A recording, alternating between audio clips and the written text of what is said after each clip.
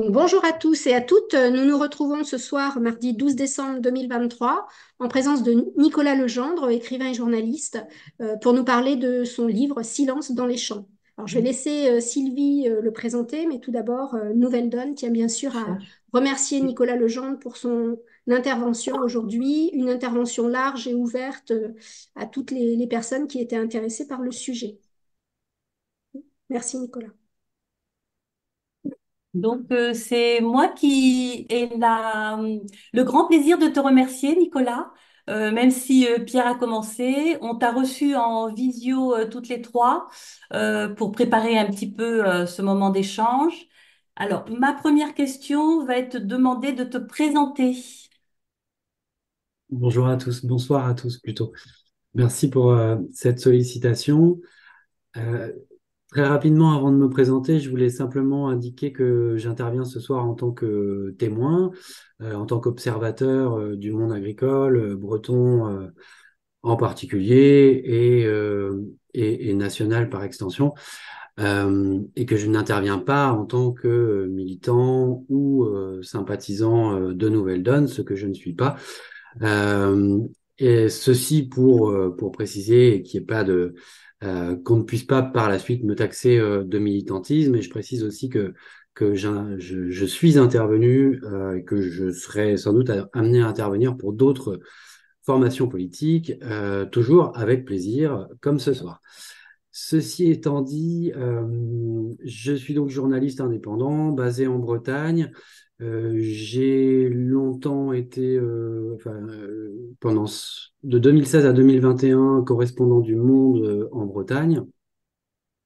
J'écris des livres par ailleurs et je travaille sur des documentaires pour la télévision.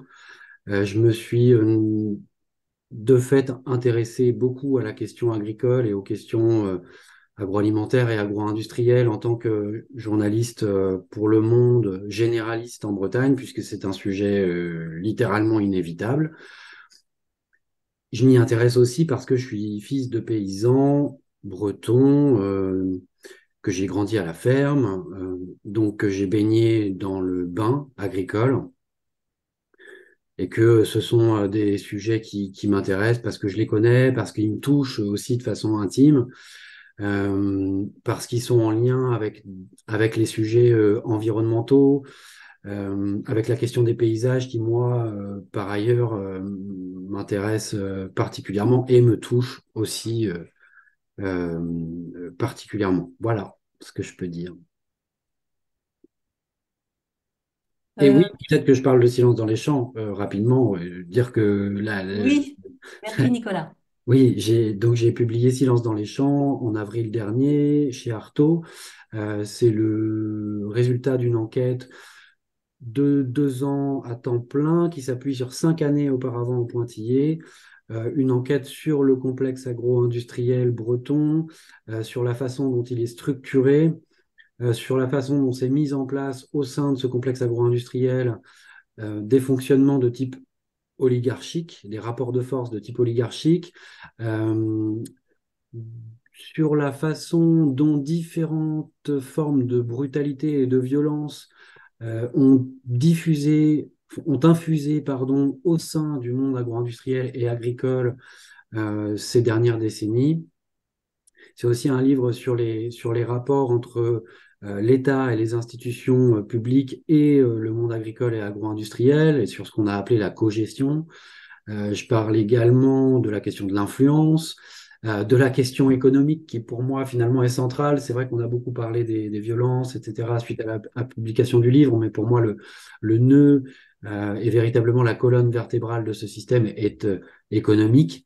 En même temps, s'il fallait dire qu'il y avait une deuxième colonne vertébrale, je dirais qu'elle est idéologique et c'est le dernier, le dernier aspect dernier grand axe de mon travail.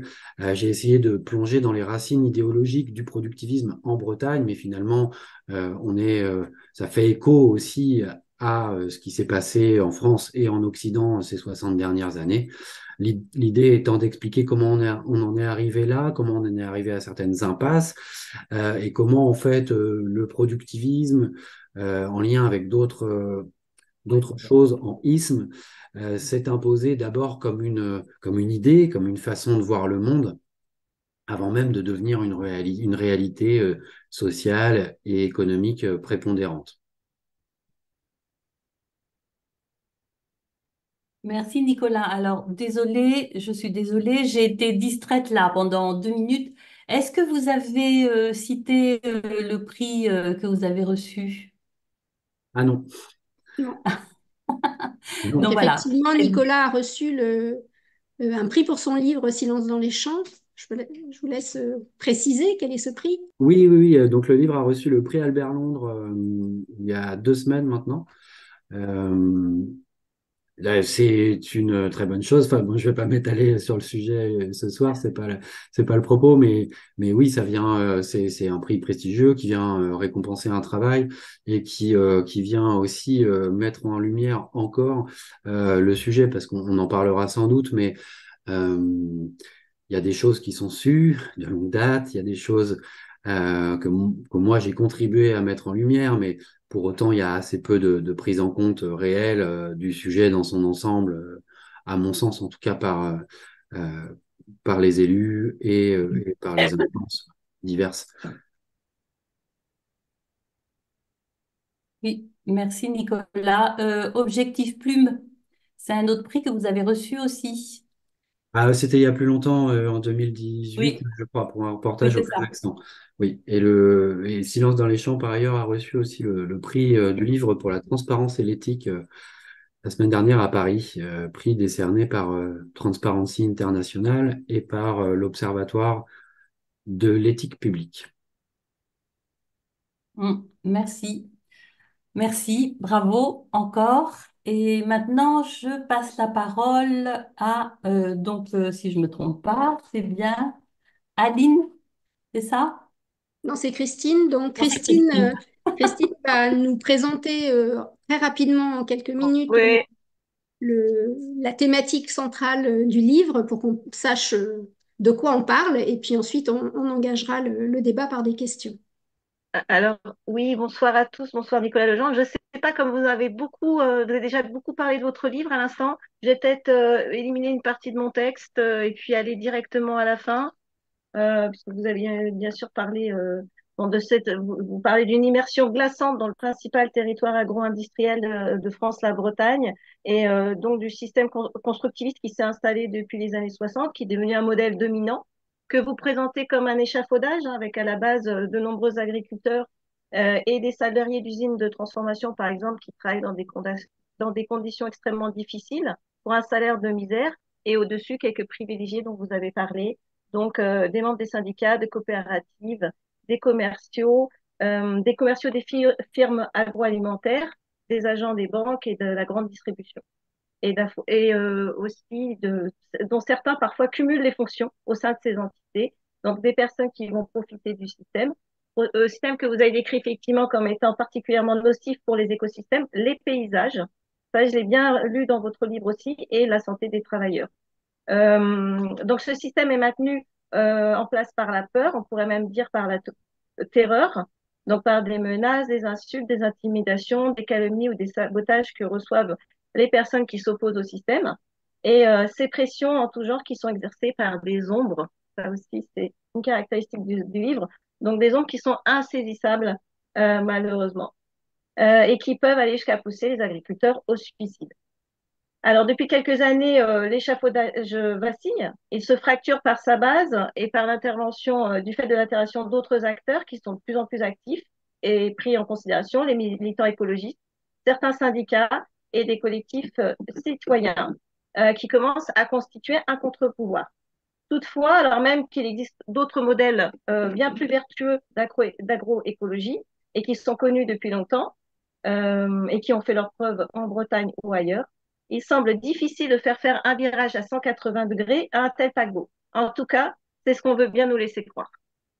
Après avoir dit tout cela, euh, ça ne rendra pour autant, ça ne peut pas retranscrire la puissance des témoignages des victimes du système agro-industriel breton que vous avez recensé. Je pense en particulier à deux employés d'abattoir qui sont Béatrice et Swazik, qui réellement nous font couler les larmes. Donc c'est pour ça que j'invite vraiment à tous ceux qui n'ont pas lu l'ouvrage de se le procurer et de lire en urgence Silence dans les champs. Et deuxième point également, votre livre, il est salutaire car il permet de mettre en lumière un système qui était passé sous silence depuis trop longtemps auprès du grand public. Et grâce à votre enquête et à celle d'autres confrères en parallèle, on ne pourra plus dire qu'on ne savait pas. Et comme le dit le philosophe chinois du XVIe siècle, Wang Yongming, la connaissance, c'est le début de l'action. Donc, je ne vais pas citer d'extrait, j'en citerai un dans la question que je vous poserai, la première question que je vous poserai tout à l'heure, parce que c'était très difficile pour moi de faire un choix, réellement, tellement chaque témoignage est d'une puissance extraordinaire et marque profondément. Donc, c'était pas possible de faire de choisir un extrait. Peut-être Aline a réussi à faire un choix, donc je vais lui passer la parole. Oui, c'est vrai que c'est un livre de témoignages. On va commencer justement avec cette question sur ce qui vous a amené à publier cette enquête. C'est-à-dire, vous avez parlé de 5 ans d'enquête, puis 2 ans vraiment sur ce sujet. Qu'est-ce qui vous a amené à faire le choix d'un livre plutôt que d'articles dans la presse? C'est pas un sujet facile. On se doute que c'est même peut-être compliqué. Quel était le but que vous visiez? Euh, Alors en fait, l'histoire a commencé avec la série d'articles pour Le Monde, c'est-à-dire que finalement, c'est vrai, j'en ai pas parlé tout à l'heure, mais juste avant la parution du livre, il y a eu une série d'enquêtes dans Le Monde qui ont été publiées sur le même sujet. Et souvent, ces enquêtes ont été prises pour des bonnes feuilles du livre. En fait, j'ai travaillé en sens inverse, c'est-à-dire que d'abord, ça a été ce projet d'enquête pour Le Monde qui a donné lieu par la suite au livre. C'est-à-dire que mon éditrice m'a dit, ben, OK, tu vas être très pris et tu vas pas pouvoir nous faire le livre que tu nous dois par ailleurs. Par contre, ce serait bien d'avoir un prolongement de ton enquête sur l'agro-industrie pour Le Monde en livre, et c'est comme ça que les choses naissent. Moi, l'idée, à la base, c'était vraiment... alors, il y a eu plusieurs déclencheurs. Il y a eu une rencontre notamment avec des syndicalistes de l'agro-industrie des syndicalistes du monde agricole et agro-industriel début 2021 qui me racontent comme ça, tambour battant pendant 3 heures, tout un tas de choses qu'ils ont vues, entendues pendant 40 ans et qui relèvent de dépassements de lignes jaunes, voire de lignes rouges. Donc on parle de menaces, de pression, d'intimidation, de sabotage, voire d'entraves pour l'accès au crédit, au foncier, etc., de trafic d'influence. Donc, ouais, c'était un pot pourri. À ce moment-là, je me dis, zut, mince, ça fait quand même beaucoup si tout ça est avéré. Et puis, surtout, ça fait écho à quelque chose de lancinant que moi j'ai toujours entendu dans les campagnes, à savoir que de toute façon, tout ça, c'est une mafia. Voilà. Et je mets des guillemets, hein, parce que moi, je reprends pas à mon terme le mot mafia. À mon compte, pardon, le mot mafia. Voilà, donc ça c'est un des déclencheurs. L'autre déclencheur de l'enquête, à mon sens, c'est plusieurs rencontres avec des gens de l'intérieur avec qui j'ai noué la confiance en tant que correspondant du Monde entre 2016 et 2020. Quand je dis des gens de l'intérieur, ça peut être euh, des gens du syndicat majoritaire, la FNSEA, ou bien des cadres de chambres d'agriculture qui, à ce moment-là, me disent, alors sous couvert d'anonymat, parce qu'on discute à bâton rompu, euh, me livrent un peu leurs états d'âme et me disent ce qu'ils pensent vraiment sur le système agricole, sur le système agro-industriel. Et là, en fait, moi, je tombe de ma chaise parce que j'ai l'impression d'entendre des militants de Greenpeace ou d'Eau et Rivière, quoi. C'est-à-dire que on est habitué quand même, les gens de la FNSEA et des chambres, à plutôt les entendre dérouler un narratif qui a été construit maintenant depuis plusieurs décennies, c'est-à-dire voilà les éléments de langage du modèle dominant, productiviste. Et puis les critiques sont réservées aux militants environnementalistes, aux élus de gauche, ou voilà. Et là, moi, j'entends des cadres de la FNSEA me dire, en fait, en substance, que le système est dans des impasses et qu'on va dans le mur. Et là, je me dis, mais attendez, si même eux le reconnaissent, ou en tout cas, si même eux considèrent qu'on en est là, ça veut dire qu'effectivement, on a peut-être un vrai problème fondamental, structurel. Voilà, ça, ce sont vraiment les points de départ du livre. Et puis ensuite, pour moi, en fait, il y a la volonté de comprendre et de faire comprendre, quoi. Je suis plus dans un journalisme d'explication que dans un journalisme de révélation. Euh, et en l'occurrence, là, il y a une montagne à appréhender, quoi. C'est-à-dire que c'est protéiforme, on a des coopératives, des banques, des entreprises, on a l'État, on a des instances para-étatiques, des instances consulaires, syndicales, enfin, et on va de l'ultra local au mondial finalement. Et je pense que c'est aussi ce qui explique que les changements soient si compliqués. Donc, c'est pour ça que pour moi, c'est un sujet qui était extrêmement compliqué moi-même à comprendre, même si j'avais des bribes, même si j'avais grandi dedans. Donc, le but pour moi, c'était déjà de comprendre, de rassembler les pièces du puzzle, en fait, et d'essayer de faire comprendre aussi, d'expliquer aux gens, parce que je trouve qu'il y a souvent il y a des brouillards, il y a des mythologies aussi. Donc, vous allez publier ce livre. C'est un mélange de témoignages qui sont, comme l'a dit Christine, particulièrement forts et nombreux, qui recoupent donc des décennies en fait de pratiques des agriculteurs. Euh, alors, le choix de parler de ces témoignages, alors souvent sous couvert d'anonymat pour protéger leurs auteurs, est aussi une façon d'ouvrir une brèche en fait, parce que ça montre bien que ce système, il impacte d'abord des êtres humains. Il a des conséquences d'abord sur la vie quotidienne de ces personnes. Et là, c'est quand même essentiel d'ouvrir cette brèche. Oui, oui, c'était la porte d'entrée principale pour moi. Enfin, il y a plusieurs fils rouges dans le livre, il y a plusieurs portes d'entrée, mais je voulais vraiment mettre celle-là au premier plan, à savoir qu'effectivement, il y a des questions, ce qu'on appelle le bien-être animal, mais bon, moi, pour moi, c'est un terme qui est assez erroné, mais il y a des questions environnementales, etc. Mais je voulais vraiment mettre l'humain au premier plan parce que ce système, il a été construit par l'humain. Et parmi les premières victimes, on a les humains. Euh, et à mon sens, c'est important aussi parce que il y a nécessité, et encore, hein, je pense que moi, le livre est une pierre à un édifice, mais il y a nécessité de libérer la parole sur ces sujets. Je vais apporter une nuance par rapport à ce qui a été dit tout à l'heure. Euh, les menaces, les intimidations, les entraves, etc., ne concernent pas les paysans qui s'opposent au système ou qui font un pas de côté, mais des paysans. Et à mon sens, la nuance est importante, c'est-à-dire que c'est pas systématique, mais en revanche, je pense que c'est systémique parce que on a des concordances dans les témoignages et aussi dans les éléments matériels, dans le temps et dans l'espace. Je pense que c'est systémique à l'échelle bretonne et comme à l'échelle française, et que ces pratiques ont cours de longue date.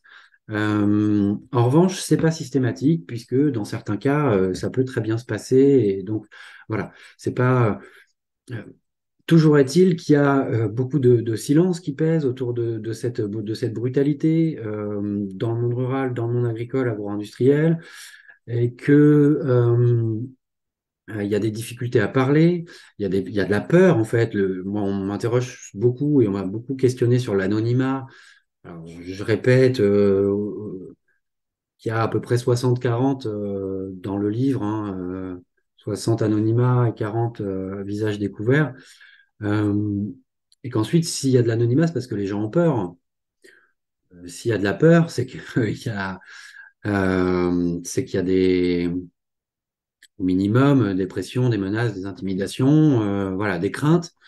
Euh, et je pense que c'est un système qui a tenu en partie, pas uniquement, mais en partie grâce à ça. C'est-à-dire que, et d'une certaine façon, presque, il pourrait pas tenir s'il n'y avait pas ça, entre autres choses. C'est-à-dire que il implique tellement euh, de force ce système pour tenir. C'est-à-dire que l'idée quand même de ce bond en avant qui a été impulsé dans les années 60, c'est-à-dire la plongée dans le progrès, mais une plongée à corps perdu dans un progrès vu à travers la technoscience et, et qu'on peut assimiler à une guerre. On est dans l'après-guerre à cette époque-là. Et finalement, là, cette agriculture-là, et donc notre alimentation, relève à bien des égards d'une logique de guerre, guerre économique, donc guerre contre les concurrents à l'échelle européenne ou mondiale, mais aussi contre le voisin d'à côté, dans le canton d'à côté, quoi. Guerre contre le vivant aussi, hein, c'est tous les produits en seed. Et donc, pour faire cette guerre, il faut beaucoup d'énergie, quoi. Et il faut des troupes mobilisées un peu comme un seul homme. Et je dis comme un seul homme volontairement parce que c'est d'abord une affaire d'hommes, bien que les femmes soient indispensables dans cette histoire, mais peut-être qu'on en reparlera. Euh, et donc, si on n'a pas cette mobilisation, ben, ça peut pas marcher. C'est-à-dire que on peut pas être compétitif face aux Polonais, aux Espagnols ou à je ne sais qui. C'est déjà compliqué de l'être. Et en plus, si le bateau est un peu, s'il y a plusieurs capitaines dans le navire, si c'est branlant, s'il y a des voix discordantes, bah, ça marche pas très bien. Et je pense que d'une certaine façon, c'est aussi parce qu'il y a cette logique de guerre qui porte cette agriculture-là, cette agro-industrie-là, que d'une certaine façon, bah, c'est aussi une logique de guerre qui infuse en interne et avec presque, pour filer la métaphore et pour boucler avec cette histoire de silence et donc de forme d'omerta, une logique un peu militaire presque d'une certaine façon, qui ne dit pas son nom bien sûr et c'est beaucoup plus informel. Merci. Donc, on a parlé de l'impact sur les personnes. Ce système agro-industriel, il a aussi un impact sur les paysages. Et c'est ce qui, moi, m'a le plus frappé, en fait, dans votre livre. C'est la transformation du paysage breton, du fait, justement, de cette pratique d'agriculture intensive. Est-ce que vous pouvez nous expliquer ce qui s'est passé? Pourquoi ça s'est passé comme ça? En fait, pour faire une agriculture industrielle, il faut des paysages industriels. Et les paysages de la Bretagne de 1950 n'étaient absolument pas industriels. Ils étaient issus finalement d'aménagement et de construction à la fois mentale, sociétale et agro-écosystémique médiévale, avec une certaine modernité qui était passée par là au 19e siècle, etc. Mais voilà, c'était un héritage, un lourd et vieux héritage qui avait son efficacité d'ailleurs à certains égards. Mais c'était adapté pour certaines façons de faire l'agriculture et pour certaines façons, mais absolument pas pour une agriculture industrielle. Donc c'est un enchevêtrement de petites parcelles avec des landes, bien sûr le fameux bocage, hein, mais avec des landes, des talus, des tourbières, des zones humides, des prés-vergers.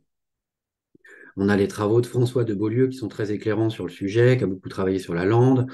On a les tableaux splendides de Lucien Pueras, si je n'écorche pas son nom, qui est un peintre toujours en vie, hein, qui a eu pour obsession de recréer dans ses peintures le paysage d'avant le remembrement. Et donc, on a comme ça une espèce de patchwork complètement incroyable de couleurs, de faune, de flore, très biscornu, extrêmement biscornu, qui pose problème quand même parce qu'il y a eu un morcellement aussi de la propriété et donc avec les héritages successifs depuis le 19e siècle. Donc, c'est quand même extrêmement difficile de s'y retrouver et ça manque de la vie générale, une certaine efficacité et puis ça peut difficilement accueillir la machine. Voilà, donc moi je dis pas qu'il n'y avait pas de remembrement à faire, hein. C'était absolument pas pertinent du tout de faire un remembrement. En revanche, on a fait un remembrement, et là donc là c'est le Big Bang des années 1960 à 1980, même si ça commence avant. On a fait un remembrement n'importe comment, finalement, quoi. C'est-à-dire qu'on était dans l'espèce d'hubris de l'époque, comme un peu ivre de pétrole finalement, quoi, parce que tout ça, c'est très lié aux énergies fossiles aussi.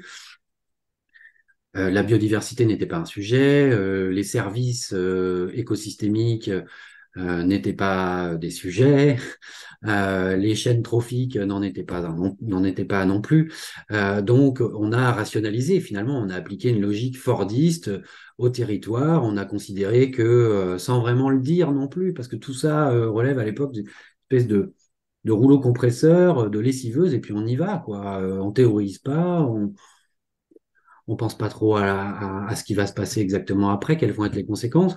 Donc on applique une logique fordiste au territoire qui a sa rationalité d'une certaine façon, c'est-à-dire que bah oui, on a rapproché, on a transformé le paysage, mais c'est allé de pair avec de nouvelles infrastructures qui ont transformé finalement toute la Bretagne en une certaine forme d'usine agroalimentaire géante à ciel ouvert. Et donc on a ce paysage, oui, qui se transforme. Pour moi, c'est alors peut-être que des historiens pourraient nous éclairer là-dessus, mais je pense qu'il faut faire référence au grand défrichement de l'an 1000 ou à ce qui s'est passé au néolithique pour trouver un Big Bang d'une telle ampleur. C'est pas vrai qu'en Bretagne, hein. J'invite ceux que ça intéresse à regarder le site GeoBretagne 1950 qui permet de voir, de mettre face à face sur son écran d'ordinateur les photos aériennes, donc les toutes premières photos aériennes du territoire en 1950 et les images satellites d'aujourd'hui. Et on peut naviguer comme ça sur le territoire, on peut zoomer comme un Google Maps en fait. Et ça nous permet de voir l'avant en fait, l'avant remembrement. C'est l'un des plus beaux témoignages qu'on ait, enfin, parce qu'il n'y a pas eu de mission photographique à l'époque. C'est un autre élément, c'est que tout ça s'est fait dans un grand silence, hormis le bruit des bulldozers. Il y a eu des luttes locales, il y a eu des gens qui se sont opposés, mais globalement, quand même, il y avait un tel rouleau compresseur que voilà. Ça s'est fait ça s'est fait sans que les populations locales aient vraiment leur mot à dire euh, et, et, euh, et donc et sans témoignage en fait. Il y a pas vraiment de mémoire de ça. Je sais que ma collègue Inès Léraud là, est en train de travailler sur le sujet. Il y a des thèses qui et donc il n'est pas impossible que 2024 soit l'année du comeback, du remembrement. Euh, mais on a peu de choses en fait, quoi. Et ces images-là, satellites et aériennes de Géo-Bretagne, elles sont hyper précieuses et elles sont vraiment sidérantes. Et vous dites dans votre livre, le remembrement est un écocide sans mémoire. Donc j'ai trouvé cette phrase effectivement particulièrement frappante. Alors, il y a des questions qui sont arrivées dans la discussion. Est-ce que Jean-Bernard, tu veux poser ta question sur les traités? Oui, Si tu peux lever la main, comme ça, voilà, très bien. je, je, bon, je leur baisserai pas comme ça. J'ai entendu votre plaidoyer là, et j'ai eu l'occasion de discuter il y a peu de temps avec quelqu'un qui préparait la loi sur l'orientation agricole. Et on a discuté aussi d'un article qui est paru dans Mediapart au mois de septembre concernant l'accaparement des terres Mhm, et comment ils arrivaient à s'étendre, comment ils contournaient la SAFER, comment c'est assez instructif. mhm. Et moi, je me pose la question, est-ce que au début de Nouvelle Donne, on s'était battu notamment contre TAFTA et les traités de libre-échange, et c'est quelque chose qui engendrait ce gigantisme, c'est l'extension pour essayer d'aller vers la culture intensive, pour être compétitif et tout ce qui s'ensuit. Alors, moi, je me dis, est-ce qu'aujourd'hui, ça continue encore? Et comment vous réagissez par rapport au traité de libre-échange qu'on se prépare à signer avec la Nouvelle-Zélande? Oui. Alors, je pourrais parler sur l'agrandissement des exploitations, l'accaparement des terres, un peu moins sur le traité de libre-échange qu'on s'apprête à signer avec la Nouvelle-Zélande parce que je ne suis pas expert, que je n'ai pas eu le temps de me pencher véritablement sur le sujet. Parce que j'ai été bien pris par ailleurs ces dernières semaines là, et c'est vrai que j'ai un peu fauté. J'ai manqué mon devoir là sur la question de la Nouvelle-Zélande. Mais je peux déjà dire quelques mots sur la question des terres. Effectivement, donc l'agrandissement est un corollaire de la logique qui s'est mise en place à partir des années 60. Et donc, on a, comme vous le savez, on n'a pas, les fermes n'ont pas cessé de s'agrandir depuis en Bretagne comme en France. Et effectivement, la nouveauté depuis quelques années, il me semble, c'est que on a passé un cran au-dessus, quoi. Euh, alors, autant la SAFER a quand même permis, malgré tout ce qu'on a pu lui reprocher, elle a permis de réguler la jungle du foncier agricole, peut-être davantage que dans d'autres pays qui n'ont pas de structure de ce type. Euh, mais malgré tout, il y a des trous dans la raquette. Et il y a des trous dans la raquette, notamment parce que il y a eu une loi, je crois que c'est une loi, en tout cas, il y a eu une modification réglementaire ou législative en 2008. Je crois que c'est la loi Bussereau, quelque chose comme ça, mais je n'en ai pas la certitude.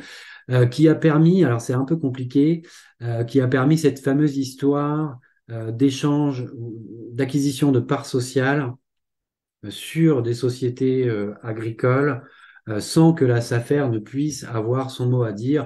En gros, pour faire simple, ça permettait à un certain nombre d'acteurs d'acquérir encore davantage de foncier agricole en passant sous les radars de la SAFER. Sachant que c'est pas le seul moyen de passer sous les radars et qu'il y a tout un tas de petits trucs et astuces qui relèvent de l'ingénierie juridique et puis avec des notaires aussi qui peuvent être dans la boucle pour en fait finalement agrandir sa ferme encore et encore et encore sans que la SAFER n'ait son mot à dire. Euh, la SAFER, c'est une institution qui a le mérite d'exister, mais qui, selon beaucoup d'observateurs, manque cruellement de moyens humains, financiers et législatifs, même s'il y a il y a eu des ajustements législatifs là il y a 2 ou 3 ans, hein, je crois. Euh, Manque cruellement de moyens pour véritablement être ce qu'on voudrait qu'elle soit, c'est-à-dire le gendarme du foncier agricole et du foncier agricole en France. Ce qui fait que quand on ajoute à cela la logique d'agrandissement perpétuel, d'investissement et d'endettement pour l'acquisition de machines, infrastructures, construction d'infrastructures d'élevage, etc. Tout ça allant de pair, bien sûr. On se retrouve aujourd'hui avec des fermes de très grande taille qui passent un peu sous les radars des autorités, c'est-à-dire que on a des fermes qui sont composées de plusieurs entités finalement, mais qui peuvent appartenir au même propriétaire. Et effectivement, l'article paru dans Mediapart qui est une enquête en fait réalisée par l'ONG journalistique bretonne Splan, est à mon sens admirable à ce sujet, c'est-à-dire que c'est la première fois qu'on a des noms qui sont donnés avec un certain nombre de très grands agriculteurs en Bretagne et donc des gens qui sont arrivés à 1 500 hectares ou plus. On ne peut pas considérer a priori que c'est une tendance générale, hein. Je pense qu'il faut se garder de dire ça. Euh, mais effectivement, et puis il suffit de regarder autour de soi quand on vit à la campagne, hein. On a très certainement aujourd'hui une fuite en avant de ce point de vue-là, du point de vue de l'agrandissement des fermes, quelque chose qui n'est pas maîtrisé en fait, qui semble plus ou moins hors de contrôle. Et d'ailleurs, je pense que le législateur a très bien vu ça, hein, parce que c'est en partie pour ça qu'il y a eu cette loi Sampetusa, je crois, peut-être que j'écorche le nom, qui a été votée il y a quelques années là, très récemment. Merci. Alors, il y a des commentaires dans le fil de discussion. Est-ce qu'il y a des personnes qui veulent prendre la parole sur cette question ou est-ce qu'on passe à la question de Michel Belakowski? S'il y a des personnes qui veulent intervenir, on peut tout à fait vous donner la parole avant. Christine, oui? Alors, ça n'a pas l'air, mais c'est en lien avec ce que vous êtes en train de dire. Je vais finir par lire mon extrait. Alors, c'est l'extrait page 164. Et après, j'aurai ma petite question, évidemment. Donc, c'est sur la grande distribution qui continue de brader le kilo de saucisses. Je passe un passage. Et les invisibles triment encore nuit et jour dans les hangars de tôle que le touriste en route pour Bénodet feint de ne pas avoir, mais où l'on découpe pourtant dans le froid, le bruit, la douleur et le sang, cette même bidoche qui braisera gaiement quelques jours plus tard sur le barbecue des vacances. Donc, vous n'êtes pas tombé dans cet écueil de culpabilisation à un haut niveau du consommateur. Pour autant, alors ma question, elle est là. Est-ce que vous attendez un sursaut, un changement qui émane justement des consommateurs ou bien des associations citoyennes, des syndicats comme la Confédération paysanne ou bien des politiques? Suivez mon regard. Ou bien de plusieurs de ces acteurs-là. Et est-ce que vous êtes optimiste en général pour un changement? Euh, Alors, je suis optimiste par nature et puis aussi peut-être parce que j'ai des enfants. Mais on peut être optimiste sans avoir d'enfants, hein. D'ailleurs, c'est pas forcément le sujet. Euh, mais il faut reconnaître que c'est compliqué quand même d'être optimiste par les temps qui courent. Voilà, je pense qu'on vit une période qui ressemble furieusement aux années 30, hein, tout en étant très différente. Mais voilà, donc petite parenthèse. Et pour répondre à votre question, moi je pense pas qu'on puisse faire peser le poids du changement uniquement sur les épaules des agriculteurs et agricultrices. Ce serait, je pense, déjà injuste et sans doute inefficace.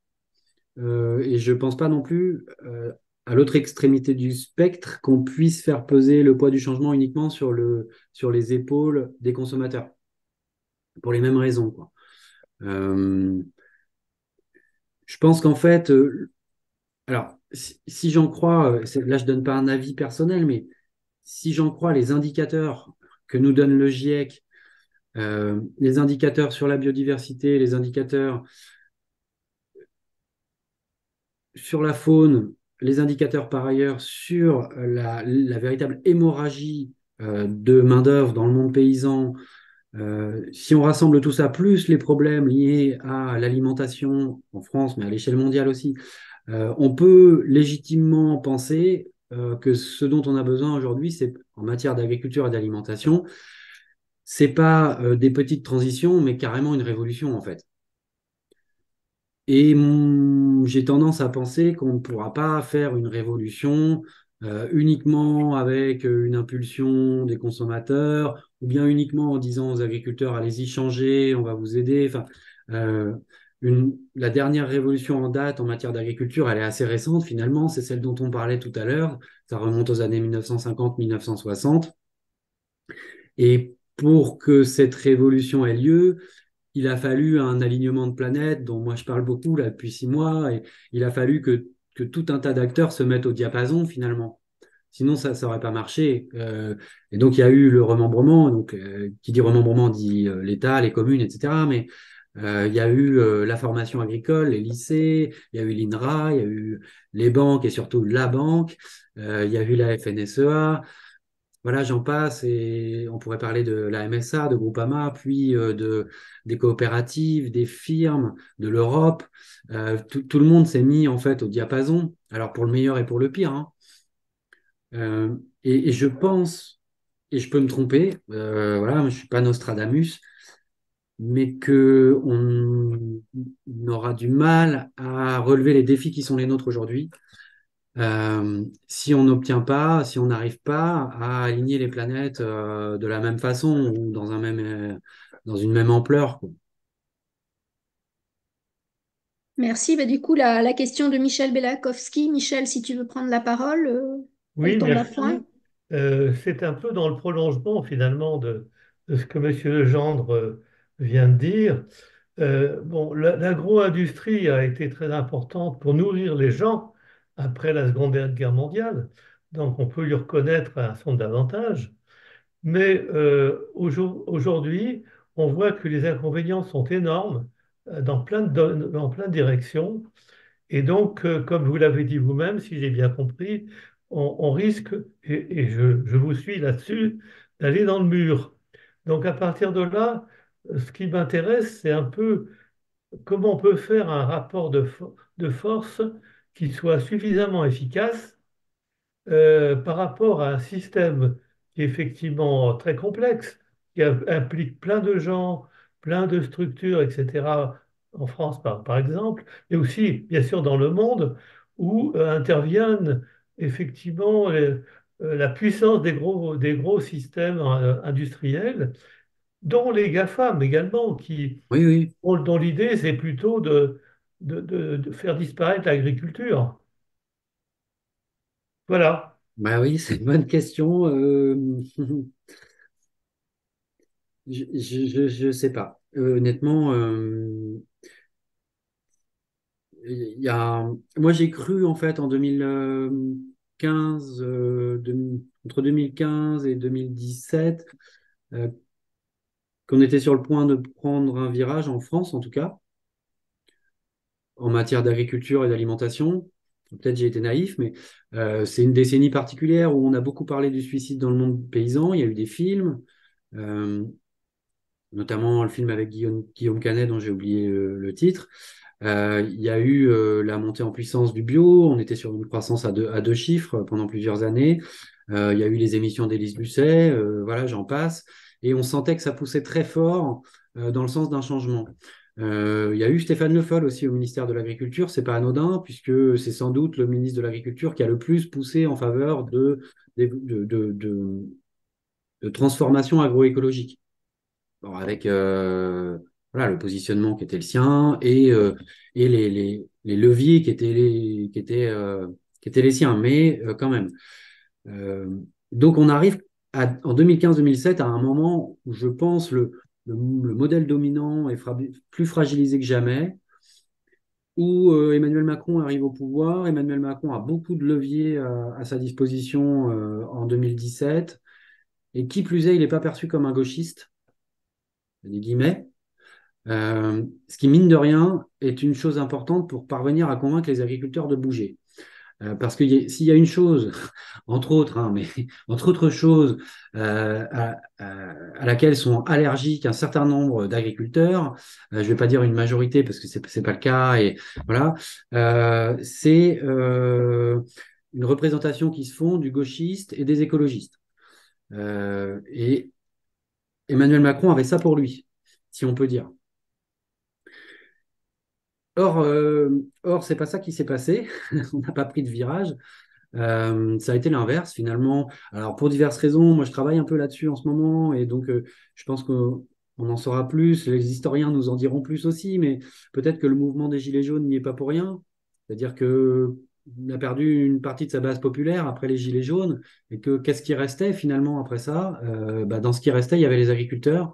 Euh, Moi, la lecture que je fais de la façon dont il a géré la question, c'est surtout on les embête pas, quoi. Surtout voilà, surtout pas de vagues. Et c'est ce qui s'est passé. Et dans le même temps, alors cause ou conséquence ou corrélation, enfin, on a eu un réarmement du modèle dominant, un réarmement idéologique, hein, à la faveur de l'épisode agribashing, puis de l'épisode souveraineté alimentaire. Alors, on pourrait y revenir, il y a beaucoup à dire sur la souveraineté alimentaire. Et moi, j'ai l'impression aujourd'hui qu'on assiste à plutôt une sorte de contre-révolution, finalement. Euh, Ce qui fait que, et je recolle avec ce que vous disiez sur les rapports de force, là où les rapports de force me semblaient, moi, un peu plus équilibrés, ou en tout cas pouvant peser vers un virage en 2015-2017, j'ai l'impression qu'aujourd'hui, on est revenu à quelque chose d'assez, voilà, avec des antagonismes par ailleurs qui sont aussi sans doute de plus en plus marqués entre des partisans de rupture agroécologique franche et écologique franche d'une manière générale, et des partisans d'une transition douce, voire extrêmement lente, voire presque pas de transition finalement. de- c'est pour ça que j'ai du mal à répondre à la question qu'est-ce qu'il faut pour impulser le rapport de force. Moi, j'en suis arrivé à me dire aujourd'hui que il y a deux choses: la jeunesse, c'est-à-dire cette génération, la mienne, mais celle d'après aussi, à qui finalement on laisse une situation quand même très compliquée. Et peut-être qu'à un moment, cette jeunesse-là va dire attendez, c'est plus possible. Ou alors des murs écosystémiques et climatiques qui imposent en fait Mhm. imposent des changements radicaux, quoi. Et là, ça peut être un printemps sans pollinisateurs au sens strict. Ça peut être 2 étés de suite à 50 degrés, mais je le souhaite pas, hein. Mais en même temps, bon, quand même quelques signaux. Merci Merci. beaucoup. Alors, merci Michel aussi. La question de Christine Sava aussi peut aller dans ce sens. Est-ce que Patrick et Pierre qui avaient levé la main, c'est aussi une question en lien avec ce thème-là? Donc, on peut peut-être prendre les trois questions en même temps. Christine, est-ce que tu peux prendre la Oui, parole pour poser ta question? est-ce que vous m'entendez? Oui. Très bien. Oui, merci. Ma question était, avec tous ces constats que vous faites, bon, je n'ai pas encore lu le livre, j'ai pas eu le temps, mais je vais le faire parce que ça m'intéresse beaucoup. Je voulais savoir s'il existait quand même un mouvement d'agriculteurs et d'agricultrices, peut-être des jeunes qui s'installent pour modifier justement ces pratiques, hein, ou qui cherchent à modifier ces pratiques, qui sentent bien que ça met tout le monde en péril, aussi bien eux-mêmes que leur environnement, que tout ce qui peut se passer et notre alimentation. Donc, je voulais savoir s'il y avait quand même un petit mouvement de fond Oui, oui. qui se mettait en place pour lutter contre ces pratiques déplorables. Oui, c'est là où on peut faire le lien avec l'optimisme dont on parlait tout à l'heure. C'est-à-dire que, en fait, il y a beaucoup d'alternatives et puis depuis des décennies, finalement. Moi, je reviens dans le livre sur la personnalité d'André Pochon. André Pochon, je ne vais pas rentrer dans les détails, mais c'est quelqu'un qui invente des systèmes d'élevage alternatif avant même que le productivisme soit mis sur orbite. Donc, dans les années 1950, finalement, il est précurseur de l'agroécologie. Il s'est battu toute sa vie pour défendre des principes agroécologiques qui ont été validés par la pratique. Parce qu'il y a maintenant des centaines d'éleveurs laitiers qui ont adopté les systèmes herbagés autonomes, mais aussi par comment dire, un certain nombre d'experts et de scientifiques, y compris de l'INRA, quoi, qui disent, qui écrivent noir sur blanc que ça marche, ça a du sens d'un point de vue écosystémique, climatique, d'un point de vue des revenus aussi, si c'est bien mené, etc. Et donc là, je parle de la polyculture, polyélevage, mais on a des alternatives et dans la viticulture, dans l'arboriculture, dans le maraîchage, dans les grandes cultures aussi, betteraves, pommes de terre et autres, blé, céréales. En fait, il y a des alternatives dans quasiment toutes les agricultures, à ma connaissance. Par ailleurs, il y a comment dire, des propositions et des pistes agronomiques, techniques développées en France, mais il y a tout un tas de réseaux mondiaux finalement d'alternatives agricoles, à la fois dans la pratique et dans la recherche. Euh, et puis par ailleurs, comment dire, donc il y a des gens comme André Pochon qui ont travaillé à adapter des systèmes finalement assez anciens de polyculture, polyélevage, c'est-à-dire fermes de 20, 30 ou 60 hectares, avec des vaches laitières, des cochons, beaucoup de prairies, un peu de céréales. Bon, finalement, c'est très inspiré de notre agro-écosystème traditionnel tel qu'on l'a connu en France, en tout cas dans un certain nombre de régions françaises jusque dans les années 1950, avec le pommier par ailleurs pour l'ouest de la France, mais on pourrait parler du châtaignier en Corse ou dans le Massif central, on pourrait parler de la vigne ailleurs, du noyer dans certaines régions.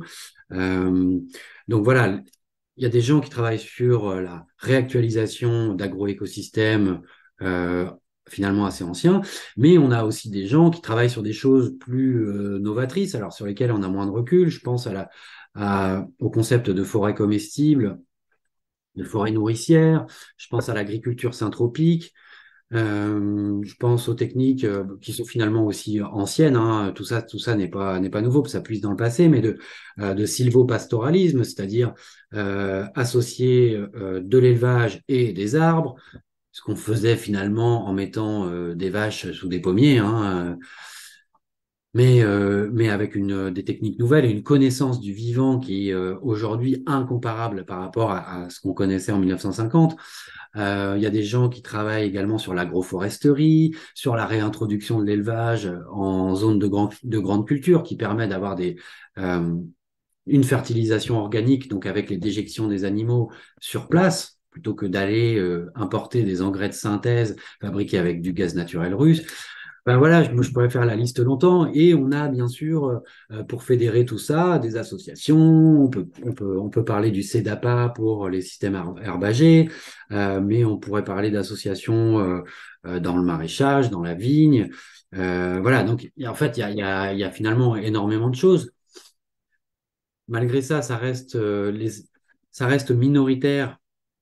Ces alternatives, elles restent minoritaires en pourcentage dans le nom, dans le total des fermes françaises et dans le total de la superficie agricole utile française.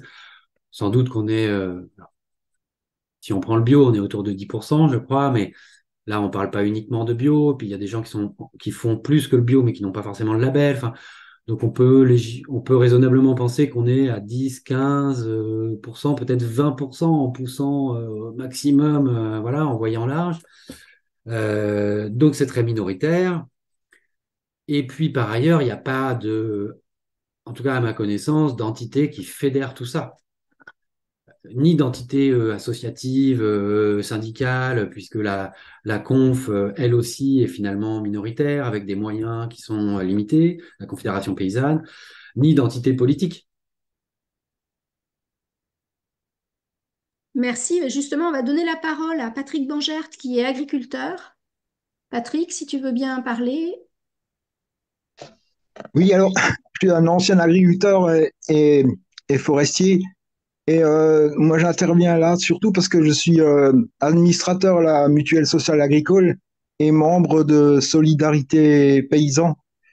Donc, juste pour compléter ce qu'a dit Nicolas Legendre, je suis dans le cœur du réacteur. Alors, comme je suis dans les commissions de recours à la MSA, alors actuellement, on a une ferme sur 10. C'est déjà une société financiarisée qui est ouverte aux investisseurs. Ils cultivent actuellement à peu près 14% de la SAU, la surface agricole utile. Un tiers est contrôlé par des externes à l'agriculture. Ce sont des sociétés financiarisées à capitaux ouverts.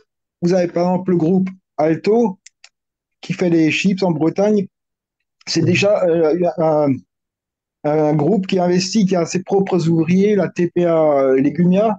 Vous avez toute une série de groupes comme L'Oréal, Fleury Michon, Auchan, Chanel, et c'est incroyable la vitesse où c'est l'accaparement des terres. Il a doublé en 20 ans. Donc c'est énorme. Alors aussi pour les repreneurs, 60% des repreneurs des fermes, on appelle ça des NIMA, donc c'est des non issus du milieu agricole. Et par exemple chez moi, dans le lycée agricole, plus de 80% sont des NIMA, c'est-à-dire des jeunes dont les parents ne sont pas agriculteurs. Et Mhm. c'est ça notre force. Mais en face de ça, comme disait Nicolas Legendre, c'est un rouleau compresseur parce que la FNSEA, c'est quand même une structure syndicale. Il y a, je crois, 225 000 adhérents sur 380 000 chefs d'exploitation. Donc c'est vraiment c'est eux qui verrouillent tout. Alors, je vais peut-être parler plus tard, plus loin de la MSA, parce que là, il y a un gros souci, couverture sociale. Et il y a, là, je suis dans un groupe de sentinelles par rapport au suicide. On a toute une série de réunions. Et on découvre de plus en plus la face cachée de la MSA. Bon, après, euh, je ne vais pas trop m'étaler, mais je vais donner les grandes lignes. Si vous voulez, j'interviendrai peut-être plus tard sur la protection sociale en agriculture, si vous voulez. Voilà, c'était un complément de ce que je sais dans les réunions. Et alors, j'en avais déjà parlé à Pierre Larouturou, c'est le même phénomène se passe en forêt. On est allé voir un maire, il y a 273 hectares de forêt qui partent, des investisseurs qui alimentent par exemple les grosses chaufferies de Gardanne. Donc c'est en Alsace, hein, donc vous avez des forêts en très bon état et c'est broyé par des entreprises. Donc c'est un accaparement aussi des forêts. Et là-dedans, vous avez des banques, et il y a plein de sociétés à capitaux ouverts qui contournent la SAFER, qui font des montages et que même les maires ne peuvent rien faire. Le maire était, et c'est pas le seul maire, hein, parce que nous on a déjà saisi 6 députés, 6 sénateurs, toute une série de maires. On a un petit groupe avec Nouvelle Donne créé et on essaye d'informer tant qu'on peut et avec un tissu de gens engagés. Ouais, c'est un boulot de sape, c'est un boulot de terrain, quoi. C'est très Mhm. difficile. Ouais. Merci, Patrick. Je suis preneur, non, je n'ai pas forcément beaucoup de choses à ajouter parce que je fais les mêmes constats sur une partie des choses. Et puis par ailleurs, je suis preneur des chiffres et des sources de vos chiffres et de vos sources, Patrick, si ça vous dérange pas, parce que j'avais pas vu passer moi ces données là sur le un tiers contrôlé par des entités extérieures à l'agriculture et ça m'intéresse grandement. Merci, on vous mettra en contact pour les informations. Pierre, tu voulais intervenir? Oui, merci beaucoup, Nicolas. Juste comme vous voyez sans doute Pascal dans le chat, il y a vraiment plein de remerciements. Une Lulu, je ne sais pas qui c'est, qui dit simplement Nicolas, je tiens à vous remercier du fond du cœur pour votre travail et pour votre livre. Je me demandais comment vous contacter pour vous le dire. Et puis, la chance de cette réunion est venue. Donc, merci beaucoup en lettres énormes. Donc, je voulais vraiment aussi vous remercier parce qu'au début, quand j'ai vu votre bouquin chez mon libraire, je me suis dit encore un bouquin sur les algues vertes et sur voilà. Et je me suis dit, c'est quand même. Et j'ai fait l'agro et donc ces questions m'intéressent. Je suis moins spécialiste que vous, mais depuis longtemps. Et ici, à chaque fois que je dis qu'il faut une autre politique agricole. J'explique d'abord une politique qui protège le revenu des paysans, qui protège la dignité. Et à chaque fois, je donne l'exemple de cette femme qui s'est suicidée dans les Côtes d'Armor et qui est parce que la vie continue, ses deux enfants et son mari continuent à venir dans la salle de traite tous les jours en se disant que c'est là que maman, c'est là que ma femme s'est suicidée. Donc, je suis très, très heureux que votre bouquin mette le zoom d'abord sur la question de la dignité, la question du travail, la question du revenu et aussi les autres questions. C'est vraiment tout à fait et super précieux. Euh, Quand vous parlez à chaque fois du complexe agro-industriel, ça me fait penser à Eisenhower, l'ancien président des États-Unis. Ses derniers mots en quittant la Maison-Blanche en 1961, il intervient, il demande à tous les citoyens américains de ne pas sous-estimer le pouvoir exagéré du complexe militaro-industriel. Donc, les derniers mots, les 2 dernières heures de Eisenhower comme président des États-Unis, c'est pour se méfiez-vous du pouvoir exagéré du complexe militaro-industriel. Ça n'était pas un gauchiste, comme vous dites, ça n'était pas un antimilitariste, il avait été le chef d'état-major des armées, mais il disait on peut comprendre qu'on a besoin d'une armée, mais ne pas accepter que ce complexe. Et donc, quand vous êtes fils de paysan, vous n'avez rien contre les agriculteurs, mais vous dénoncez ce complexe, c'est super utile. Qu'est-ce qu'on peut faire concrètement? Vous avez dit, c'est vraiment intéressant comment, y compris à la FNSEA, il y a plein de gens qui bougent. Moi, j'étais allé en Bretagne avant d'être député. On était invité avec Jean Jouzel par la branche jeune de la FNSEA pour l'événement de rentrée, terre de gym, à Fougères, plusieurs milliers d'agriculteurs. Et le grand débat, c'était que peut faire l'Europe contre le réchauffement climatique. Et le jeune agriculteur qui ouvrait le débat disait, on a complètement changé en 10 ans. Ce débat sur le dérèglement climatique était inimaginable il y a 10 ans. Il y a 10 ans, on était tous climato-sceptiques et Claude Allègre était notre héros et les écolos nous cassaient les pieds. Et aujourd'hui, il n'y a plus aucun climato-sceptique. Nos copains céréaliers ont perdu 30% de la récolte il y a 3 ans à cause des inondations. Et cette année, on a des copains qui vont tuer une partie du troupeau parce qu'à cause des sécheresses. Donc, il y a vraiment une évolution. Vous l'avez dit, Emmanuel Macron, on aurait pu espérer qu'un mec un peu jeune pour l'état civil était capable de faire ce virage. Vous l'avez dit, on ne sait pas pourquoi il n'a pas été capable. Donc, vous, à votre avis, qu'est-ce qu'on pourrait faire encore la semaine dernière, je ne vais pas être trop long, j'étais dans le Nord-Pas-de-Calais, avec des agriculteurs qui ont tout perdu à cause des inondations, et ils parlent spontanément du réchauffement climatique, ils ne sont pas débiles. Ils disent qu'avec le réchauffement climatique, il y aura de plus en plus d'inondations et le niveau de la mer monte, et ils demandent des aides financièrement. Pisani, la révolution dont vous parlez dans les années 60, il y avait des planètes alignées, mais il y avait aussi quelques milliards et des technologies qui étaient payés par Pisani pour aller rencontrer les agriculteurs et les aider à changer de logique. Donc voilà, maintenant je me tais, vous, si vous étiez à la place d'Emmanuel Macron, ce qui serait une bonne chose pour le pays, je ne vous demande pas de répondre, mais ou à la place du prochain ou de la prochaine commissaire chargée de l'agriculture, qu'est-ce qu'on fait? Ah, c'est ma compagne qui serait vraiment pas contente, quoi. Euh, Moi, j'ai tendance à me dire, mais là encore, je prends des pincettes, hein, n'étant pas conseiller ministériel et connaissant aussi toute la difficulté de la fonction d'élu, enfin, voilà, que vous connaissez tous. Je pense comme vous et je constate en fait qu'il y a beaucoup d'acteurs de terrain qui sont prêts à bouger, mais y compris à bouger fortement, quoi. Parmi les paysans comme parmi les consommateurs. Je pense qu'il y a parfois un décalage entre un certain nombre d'acteurs de terrain et d'élus locaux aussi, qui sont vraiment prêts à bouger, et un certain nombre de décideurs de haut niveau qui sont persuadés que les gens ne sont pas prêts à bouger. C'est mon sentiment, mais ça, c'est difficile à mettre en équation, hein. Ouais. Et ce que j'ai tendance à me dire, c'est que, alors, il y a la question de comment faire avec le lobby, c'est-à-dire le gros du lobby agro-industriel, c'est de partie irréductible là qui forcément va freiner des cas de fer puisque ça fait 40 ans qu'ils freinent des cas de fer. Voilà, ce sont des lobbies, hein, c'est pas un lobby, mais c'est des lobbies, etc. Mais bon, admettons qu'on ait évacué cette question, qu'on ait réussi à convaincre, peut-être, je ne sais pas comment. Une fois qu'on a fait ça, à mon sens, il faut donner un horizon. C'est-à-dire par exemple 2005, 2000, ou peut-être même 2040, fin des pesticides, euh, fin des engrais de synthèse. Donc on se donne 20 ou 30 ans avec des étapes, mais extrêmement fermes.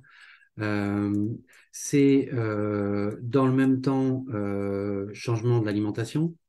Donc c'est-à-dire cette diminution de la viande, il faut la mettre en musique, mais réellement, avec un gros volet qui est possible, je pense, sur la restauration collective publique et collective d'entreprise, où là, il y a des leviers quand même assez forts pour impulser des choses, peut-être.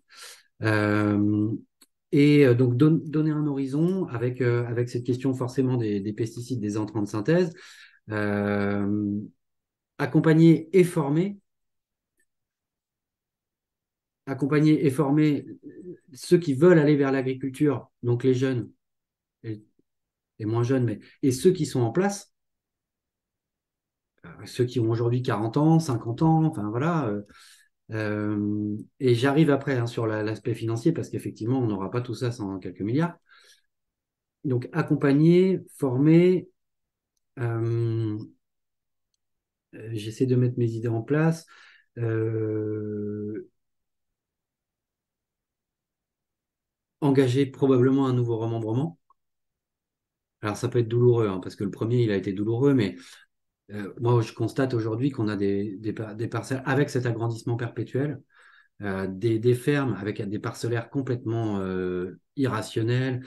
C'est des gars qui font, des femmes, hein, qui font 20 bornes en tracteur pour aller labourer un champ de 30 hectares, quoi. Donc là, d'un point de vue des énergies fossiles, on a des problèmes, quoi. On a un problème sérieux. Euh, Et on a un autre aspect sur cette question de remembrement, c'est que si on veut engager une révolution agroécologique, et là je m'appuie sur ce que dit Marc Dufumier, qui je pense est l'un des plus grands experts français du sujet, faut l'écouter, je veux dire, il est brillant et très clair. Euh, il faut que nos écosystèmes et que nos paysages soient adaptés à cette agroécologie, c'est-à-dire avec des corridors écologiques, donc avec des haies, avec peut-être davantage de zones humides, etc. Et or, on a cassé tout ça quand même, ou une partie de tout ça. Donc probablement qu'il faudrait peut-être engager un grand mouvement, non pas pour revenir comme on était en 1950, c'est totalement impossible, mais pour repenser de nouveaux paysages adaptés à une agriculture agroécologique, une approche agroécologique de l'agriculture. Donc ça, c'est pas une mince affaire. Et puis par ailleurs, je pense qu'il faut agir sur le volet grande distribution, qui est inévitable, enfin qui est central aussi dans cette affaire. Pas d'agriculture industrielle sans débouché de commerce industriel. Or, on connaît le pouvoir, la puissance, la toute-puissance de la grande distribution en France.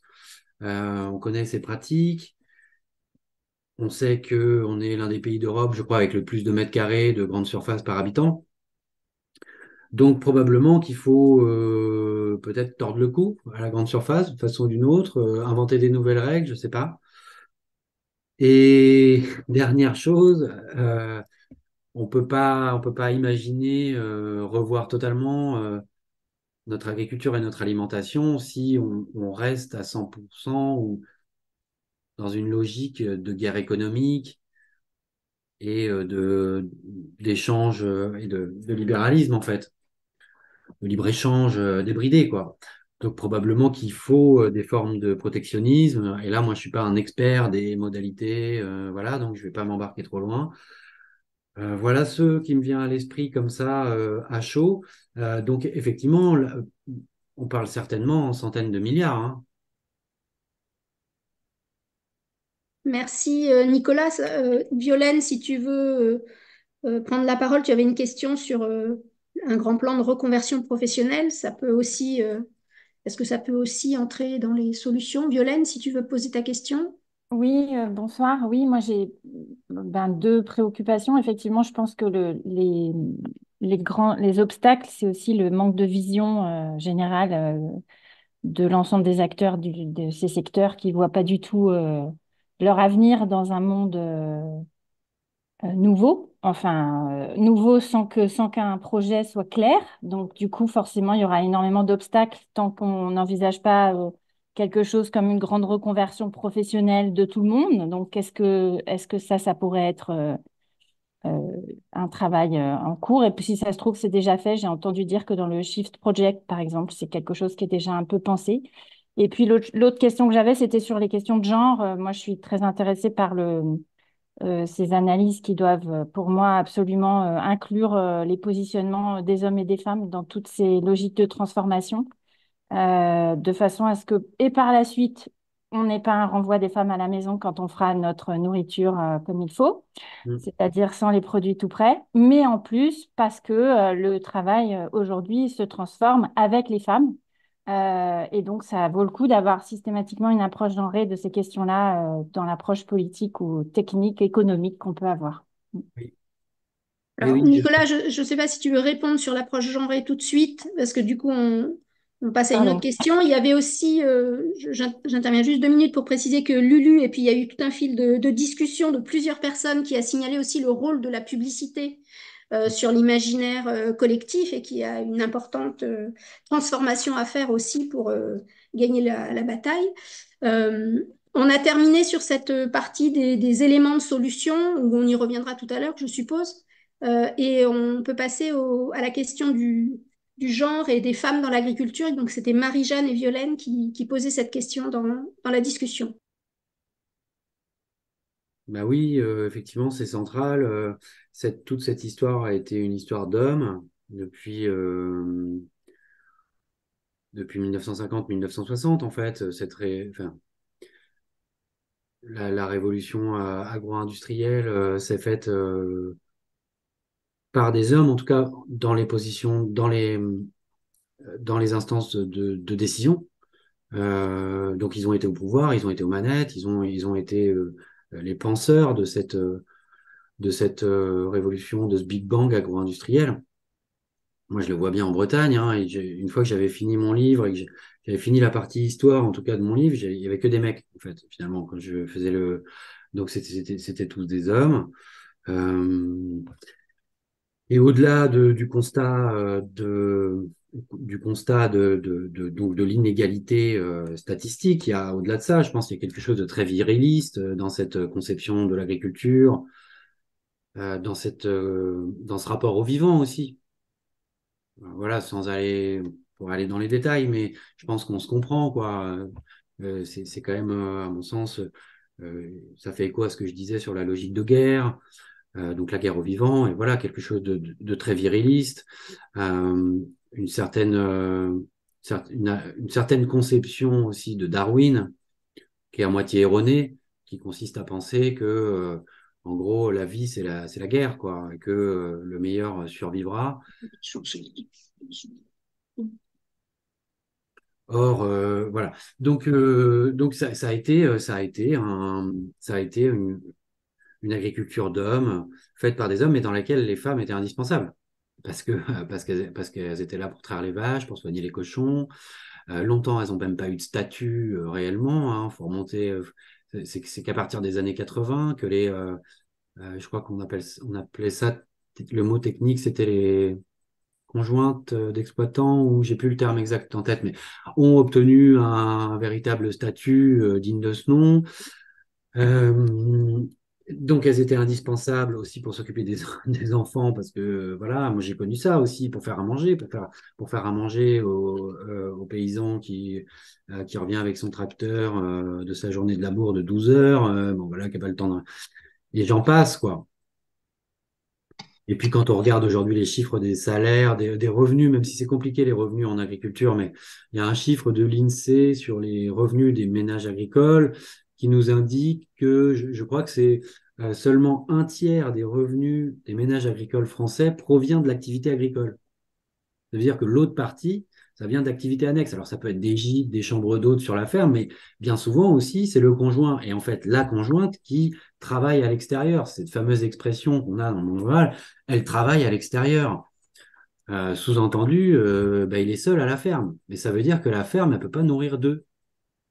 Et c'est un truc qui est vachement dans les campagnes, ça fait partie espèce pas de non-dit, mais de choses qui s'expriment en peu de mots, mais qui veulent dire beaucoup, quoi. Elle travaille à l'extérieur. Voilà. Et donc, je pense comment dire, je pense par rapport à ça que effectivement, une nouvelle agriculture ne peut pas aller sans une place largement accrue donnée aux femmes, en fait. Et d'ailleurs, c'est ce qu'on voit aujourd'hui dans les porteuses de projets comment dire, en agroécologie, d'initiatives voilà, alternatives. Quand même, j'ai pas les statistiques en tête, mais davantage de femmes qu'il n'y a eu par le passé. Oui. Merci. Donc Christine, ensuite André et ensuite Jean-Louis. Et je reviendrai ensuite au chat où il y avait deux autres questions. Donc Christine, à toi. Oui, c'est un peu éloigné de tout ce dont on parle maintenant. Je souhaitais qu'on aborde la question du travail des journalistes indépendants Mhm. et savoir si vous avez rencontré des entraves et puis si certainement vous avez entendu parler des états généraux de la presse indépendante qui sont tenus dernièrement. Donc, ils ont proposé une liste de 59 propositions visant à faciliter le travail des journalistes indépendants. Et si vous les connaissez, est-ce que vous en avez retenu une ou deux qui vous semblent les plus pertinentes? Et puis sinon, est-ce que vous auriez des propositions à faire pour faciliter le travail d'enquête de ces professionnels? Moi, j'ai pas eu d'ennui pendant mon travail d'enquête. J'ai pas eu de bâton dans les roues. J'ai pas eu d'intimidation nette. Euh, donc, j'ai enquêté vraiment sereinement. Alors peut-être je peux pas expliquer pourquoi, peut-être parce que mais bon j'ai des petites idées comme ça, peut-être parce que moi j'ai pris des précautions sur mes techniques d'enquête et sur la protection de mes sources et de mes données, mais bon en même temps d'autres confrères avaient pris des précautions aussi, consoeurs ont eu des ennuis. Peut-être aussi que certaines consoeurs ont essuyé les plâtres avant moi, Inès Léraud et Morgane Large entre autres. Et que des personnes qui auraient pu vouloir se montrer malveillantes se sont bien rendues compte qu'en fait, ça leur revenait en boomerang aussi, parce qu'il y a après ce qui est arrivé à Morgane Large et Inès Léraud, il y a une forte mobilisation ici en Bretagne, citoyenne et du monde médiatique pour dire mais non, mais c'est pas possible, quoi. On peut pas déboulonner comme ça les roues d'une journaliste qui enquête sur l'agro-industrie, sachant qu'on ne sait même pas si c'est réellement pour ça qu'on lui a déboulonné ses roues, puisque personne n'a été appréhendé. Mais bon, il y a quand même des soupçons forts. Donc voilà, peut-être que ça a été un précédent et que finalement les choses se sont arrêtées là, même si je pense qu'il y a un travail à faire aussi pour remonter dans le passé, pour voir ce qui est arrivé, comment ont pu travailler mes confrères et consoeurs d'Ouest France et du Télégramme depuis des décennies. C'est eux qui ont été en première ligne en fait avant nous. Je pense que ça n'a pas tout le temps été facile. Voilà. Euh, donc moi j'ai pas eu d'ennui. Alors depuis la sortie du livre, ça a secoué, hein. Voilà, le livre est devenu un peu un objet politique. Il y a eu des prises de parole plus ou moins claires et dans le cadre du débat démocratique ou des coups de billard à trois bandes comme la politique sait parfois en offrir.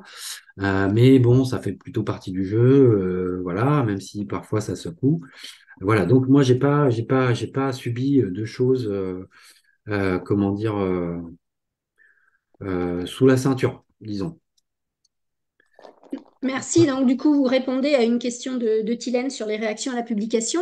Je rebondis sur la question de Christine. Est-ce que, inversement, vous avez reçu du soutien, des soutiens personnels, ça je m'en doute, pour mener cette enquête, mais aussi des soutiens publics ou des soutiens d'élus ou de... Voilà. Est-ce que vous avez eu des soutiens pendant cette enquête? Oui, oui, alors j'ai énormément de messages depuis la sortie du livre. c'est un peu mon problème d'ailleurs, mais c'est un problème, c'est un beau problème. C'est-à-dire, j'ai pas le temps de répondre à chacun et je pense, j'ai pas compté, mais ce sont plusieurs centaines de messages qui m'arrivent de partout, avec pour la 99%, je pense à peu près, des messages de gens qui sont en phase avec ce que j'ai pu écrire, avec le constat que j'ai pu poser, qui me remercient, qui apportent aussi d'autres témoignages qui viennent éclairer un peu mon travail. Et globalement, qui me disent, mais merci de nous avoir permis d'assembler certaines pièces du puzzle, de mieux comprendre, d'y voir plus clair. Vous avez mis des mots sur ce que j'ai vécu. Il n'y a pas longtemps, là, j'avais un syndicaliste qui me disait, tu nous as... ah là là, j'ai plus... je vais vous retrouver ça, mais je vais prendre 30 secondes parce que c'était assez touchant. Euh, Ton travail nous a permis de relever la tête après 40 années de mépris et insultes. Donc c'est fort et, et les témoignages comme ça sont nombreux. Voilà. Donc c'est plutôt positif. Après, j'imagine qu'il y a tout un tas de gens que mon travail et ma présence médiatique du moment exaspèrent au plus haut point et puis qui m'écrivent pas. Hein. Bon, voilà. Donc, ça veut pas dire que pas.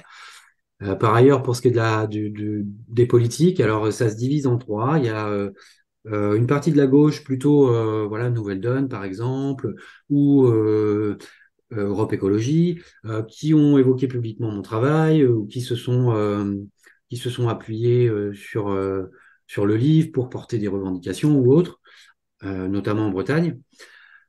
Au centre-gauche, ici en Bretagne, donc et le PS, disons, et centre-gauche et à les manettes du Conseil régional, ça a été le silence, public en tout cas, donc rien. Euh, ou, ou éventuellement des petites insinuations, voilà, en disant, bon, parce qu'avec le Albert Londres, c'est vrai que le président de région, Loïc Chénéry-Girard, c'était compliqué de ne pas s'exprimer, donc il s'est exprimé publiquement, mais voilà, un petit tweet.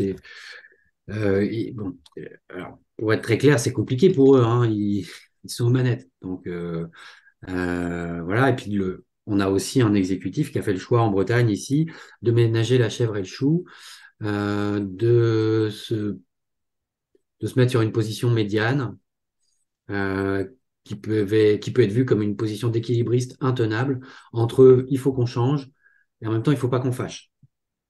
Voilà. Donc moi le problème de mon livre c'est qu'il a tendance à fâcher quoi. Et que voilà. Et puis on a la droite et l'extrême droite qui a tiré à vue dans l'hémicycle régional. Voilà. Donc là je vous passe tous les détails, mais ça a été euh, il n'a pas le droit de dire ça sur notre agriculture, il crache sur l'histoire de l'agriculture bretonne. Voilà, on peut pas se laisser faire. Journaliste à scandale, ou voilà. Bon. Et alors, dernier étage, je termine très rapidement. Aucune réaction officielle au niveau national. Merci. Toujours pour rester sur le même sujet, donc il y a, j'ai perdu son, Lulu qui fait remarquer que peut-être que vous avez eu moins de pression ou de menaces parce que vous êtes un homme et que c'était humiliant pour les agriculteurs, que ce soit des femmes qui aient mené l'enquête. Ça peut être un paramètre. Je suis un homme, je suis breton, mais en même temps, Inès et Morgane Oui. aussi. Et je suis fils de paysan, donc c'est plus compliqué. Oui. Je pense que si Il y a j'avais été sans doute un rebond parisien, un il y a bobo. sans doute plusieurs raisons. Et il y a aussi une question de Tylène sur votre protection, sur la protection des sources. Tylène, si tu veux poser la question pour qu'on termine sur le travail de journalisme. Du coup, je m'appelle Sven, je suis en école de journalisme et je me demandais justement comment, enfin, vous dites que vous avez pris des précautions pour mener votre enquête, vous avez protégé vos données, vos sources. Du coup, quelles étaient un peu vos méthodes pour enquêter plus sereinement, peut-être? Alors, ce que je peux dire comme ça publiquement, sinon on pourra en discuter en privé, mais publiquement, ce que je peux dire, c'est que J'ai fonctionné d'abord, enfin par cercle concentrique, donc en allant voir d'abord des sources critiques, voilà, et en me rapprochant du cœur du réacteur finalement progressivement, ce qui est une technique d'enquête hyper classique, hein, voilà. Et donc effectivement, je suis pas allé euh, au tout début de mon enquête voir la FNSEA en lui disant bon, voilà, sur quoi je travaille. Et puis par ailleurs sur mes données. Sur mes sources, je pense que j'ai essayé d'être transparent dès le début en disant où j'allais et comment je comptais m'y rendre. Et j'ai fait relire aussi, ce qui n'est pas forcément habituel. Mais pour beaucoup de sources, j'ai fait relire tous leurs témoignages. Parce que le sujet est tellement technique et ça recoupe tellement de trucs compliqués en économie, en agronomie, etc., que moi, la moindre petzouille pouvait me décrédibiliser. Et puis pour ce qui est des données, j'ai fait des copies, beaucoup de copies dans des endroits différents. Merci. Euh, donc, je vais passer la parole à Jean-Louis et ensuite André. Jean-Louis? Oui, bonsoir. Moi, c'était juste pour apporter un témoignage qui peut-être sera utile. Il y a entre 7 et 10 ans, je ne me souviens plus, parce que ça fait déjà un bout de temps, Cardin voulait acheter, pour ceux qui connaissent le Luberon, vers Ménherbe, des terres agricoles qui étaient en vente. Oh, il y avait une hectare et demi ou 2 hectares, je me souviens plus. C'était de la vigne, enfin des bonnes choses. Et bon, ça nous a déplu dans la région, enfin quelques-uns. Et donc, on a utilisé le nombre, chose qu'on ne fait pas souvent. On a utilisé le nombre et on s'est retrouvé à plus de 700 à acheter les parcelles. Alors moi, je suis propriétaire de viticulteur. J'ai un pied de vigne et demi. Voilà, j'ai mis 50 euros. Mais ça marche. Cardin, il a revendu la moitié du village qu'il avait déjà acheté. Il a arrêté et puis on a confié la vigne, enfin le groupement agricole, je ne sais plus quel nom ça portait. Ça porte parce c'était pas une association, on n'était pas monté en association. On a confié la terre à un viticulteur du coin, de la Confédération paysanne, d'ailleurs il a un gars, Laurent Théron, vous connaissez, été candidat aux européennes. Et puis voilà, il cultive la terre. Bon, nous, on a été chercher notre rémunération, c'était selon les récoltes, 1 ou 2 bouteilles par an. Mais je suis allé 2 fois les chercher. Et puis après, c'est passé à l'as. Notre but, c'était pas de boire un coup. Mais c'était quand même très sympa de voir qu'il y avait plus de 700 personnes qui se sont mobilisées pour 2 hectares, quoi. Mhm. Et ce que je veux dire, c'est que si on utilise, enfin, j'ai l'impression que très souvent, on parle d'un agriculteur qui a 30 hectares, il n'en a pas beaucoup. Ah bon? Bon, ben là, Laurent Théron, on lui a filé 0 hectare. On lui a donné, il est propriétaire de 0 hectare, mais c'est lui qui utilise. C'est lui qui l'exploite. Merci. Voilà. Merci Voilà. Jean-Louis pour ce témoignage. J'en profite pour dire quelque chose qui m'a échappé dans la discussion. C'est Violaine qui l'a mis. On peut prendre des parts ou faire des dons à Terre de Liens aussi, donc terredelien.org. Il y a des initiatives locales comme dans le Jura, des agriculteurs qui se convertissent en bio. Donc il y a effectivement des moyens aussi de contourner certains problèmes. Merci Jean-Louis. On va prendre les questions d'André qui concernent le programme européen. Alors, je vais vous demander de faire court parce qu'on avait prévu une visio jusqu'à 20 heures. Oui, Donc, on alors, va prendre. Est-ce très que rapidement, Nicolas, on donc, peut comme déborder il de faut quelques faire court, minutes? oui, donc d'abord bonsoir et merci aux organisatrices, à Nicolas Legendre et tous les camarades hein, pour toutes les questions posées. Je vais profiter de la présence de Pierre Larouturou pour poser une question en relation avec les élections européennes de 2024. Un peu une question à deux volets. Peut-être le premier volet pour Nicolas, c'est de votre point de vue breton, hein, si je peux dire, quelles sont les responsabilités passées et actuelles de l'Union européenne à travers la PAC et autres directives européennes, à travers aussi la concurrence interne au sein de l'Europe, donc qui met en position difficile nos agriculteurs, et quelles seraient les évolutions prioritaires à engager, on peut dire, sur l'aspect franco-français. Le deuxième volet de ma question, et c'est Pierre, il connaît très bien cet aspect-là, puisqu'il connaît bien l'Afrique, c'est, bon, on parle beaucoup d'immigration ces temps-ci, voilà, au cas où vous ne sauriez pas, hein. Donc, de votre point de vue, quelles sont les conséquences de la PAC au sens large sur les économies, en particulier africaines, tant du point de vue de l'agriculture vivrière que de l'agro-business qui vous y tout. Voilà, j'ai fini. Merci. Pierre, c'est aussi en lien avec l'Europe. Est-ce qu'on peut grouper les questions pour que ce soit plus... Je ne veux pas être trop en retard. Encore mille merci, Nicolas. C'est vraiment super intéressant. Sur le président de la région Bretagne qui vous félicite quand vous avez le prix Albert Londres, peut-être qu'il faut lui proposer d'avoir un débat. Donc, le but de ce livre est d'animer un débat et peut-être qu'il pourrait vous inviter dans l'hémicycle du conseil régional. Si vous n'êtes pas un gauchiste et que tout ça est très argumenté, peut-être que vous pourriez le remercier pour son tweet et rebondir là-dessus. Donc, d'être dispo pour un débat. Sur la politique agricole commune, je rappelle quand même que, en particulier dans le secteur du lait, mon copain Michel Rocard s'était battu en 84 pour mettre en place des quotas laitiers pour éviter la surproduction et pour avoir des prix corrects. Et pendant 30 ans, il n'y avait pas un centime de subvention. Et le but d'un paysan n'est pas d'avoir des subventions, c'est de faire un travail qu'il aime sur un territoire qu'il aime. Et pendant 30 ans, ça a fonctionné très bien. Et sauf en zone de montagne, il n'y avait pas du tout de subvention. Et les gens vivaient de leur travail. Et voilà. Et donc, c'est pas l'Europe, c'est des gens comme Michel Rocard qui s'étaient battus en 83, 84 pour obtenir ces outils de régulation. Et puis, c'est des gens comme Bruno Le Maire ou Michel Barnier qui ont expliqué qu'il fallait détruire ces outils. Et quand on leur a dit, mais alors le prix du lait va s'effondrer, ils ont répondu, on produira plus et on va exporter vers la Chine. Donc, c'est pas qu'il y a un suicide d'agriculteurs à chaque fois qu'on nous dit c'est l'Europe. Et voilà, je dis pas du tout que c'était idéal. Il fallait sans doute améliorer les quotas, mais sans doute ne pas les détruire. Et hier, je travaillais avec deux hauts responsables sociaux-démocrates. On commence à travailler sur notre projet pour les européennes. On a expliqué que moi, je plaide pour qu'on demande une vraie révolution. En disant, il y a eu la révolution néolibérale, Margaret Thatcher, Ronald Reagan. En quelques années, ils ont fait tout bouger en provoquant beaucoup de catastrophes. Et je plaide pour les questions sociales, pour les questions de climat, pour l'agriculture, pour qu'on plaide pour une vraie révolution, y compris dire que si c'est notre famille, ça peut se jouer à 9 ou 10 députés, hein, mais si c'est notre famille qui est devant le PPE, ça fait 20 ans que l'Europe est dirigée par des gens de droite. Barroso, Santer, Ursula von der Leyen, voilà, parce que la famille politique qui est arrivée en tête aux européennes, c'est la droite. Mais si on a 15 députés de plus, d'après les derniers sondages, eh bien, ça peut être quelqu'un ou quelqu'une qui porte nos couleurs. Et je dis pas que ça va régler tout, et je dis pas que je dis pas qu'on est tous d'accord en réunion de groupe social-démocrate. Je dis pas que je suis complètement d'accord avec nos copains espagnols sur les questions d'agriculture, mais ça peut pas mal changer et il y a besoin d'une vraie révolution, sinon on va vers le chaos.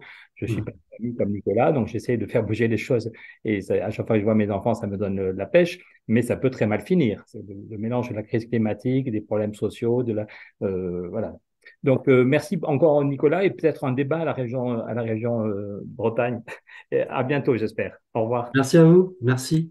Désolé vraiment de devoir y aller, mais le débat continue évidemment. À très bientôt. Bonne réunion et merci pour toutes ces indications. J'y songe pour le débat, j'y pense. Alors donc là, il y avait la question d'André sur la PAC. La PAC. Alors oui, alors le problème avec la PAC, c'est que personne n'y comprend rien et que même quand on se plonge dans le sujet, et donc en l'occurrence, je pense que Monsieur Larouturou est beaucoup plus fin connaisseur que moi de la PAC. Moi, c'est pas faute de m'y être intéressé, mais ça reste quand même hyper compliqué, hein. Et j'ai tendance à dire que pour comprendre la PAC, il faut être docteur en PAC presque, quoi. Tellement c'est devenu une usine à gaz incroyable au fur et à mesure des décennies. Donc, je pense que la PAC, en fait, c'est un outil, c'est d'abord un outil qui a été mis au service de différentes visions de l'agriculture et de l'alimentation. C'est un outil qui est hyper puissant. Et à cet égard, c'est plutôt bien. Je pense que c'est plutôt intéressant, notable que l'Europe dispose d'un tel outil. Maintenant, il a été sans doute, c'est pas sans doute, il a été mis durant de longues années, et il l'est encore au moins très largement. Il a été mis au service de visions de l'agriculture qui sont industrielles, libérales et gouvernées par toujours plus de concurrence en fait. Globalement, je pense que si on dit ça, on est plutôt dans le vrai par rapport à la PAC, quoi. Il y a eu des ajustements, c'est pour ça que j'essaie de ne pas dire ah, bah, c'est la faute à la PAC ou tout est lié à la PAC. C'est vrai qu'elle conditionne beaucoup de choses, mais elle a aussi beaucoup évolué, etc. Et elle est devenue surtout tellement compliquée que moi j'ai du mal à la lire aujourd'hui, quoi.